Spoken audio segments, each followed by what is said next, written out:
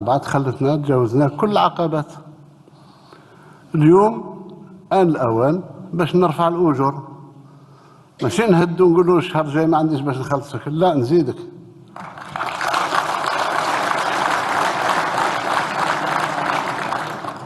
إذن زدنا في الأجور، زدنا في المنح، زدنا مرتين.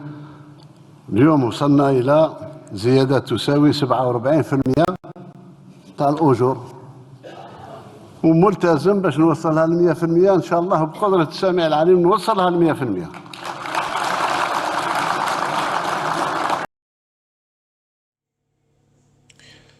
السلام عليكم خاوتي، مرحبا بكم في فيديو جديد.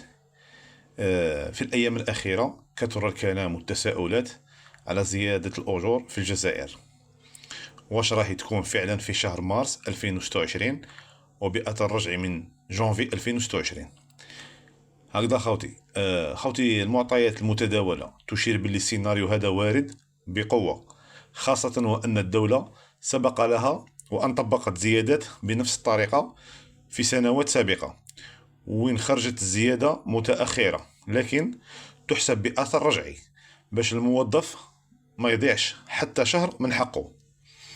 من جهة أخرى، الضغط الاجتماعي وارتفاع الأسعار خلى ملف الأجور أولوية حقيقية، خصوصا للموظفين وأصحاب الدخل المتوسط والضعيف، وهذا يخلي خيار التطبيق في مارس مع تعويض جانفي وفيفري خيار منطقي ومقبول اجتماعيا.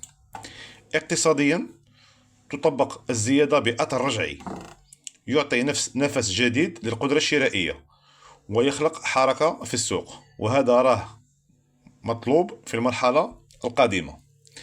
صحيح إلى حد الآن ما كانش زيادة، لكن كل المؤشرات والتجارب السابقة تقول باللي كي تتأخر الزيادة غالبا تجي مرفوقة بأثر رجعي.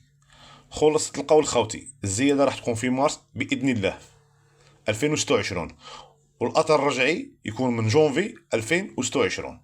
هكذا خوتي، فضلا خوتي وليس أمرا، اشتركوا في القناة وفعلوا جرس التنبيهات ليصلكم كل جديد. والسلام عليكم ورحمة الله تعالى وبركاته.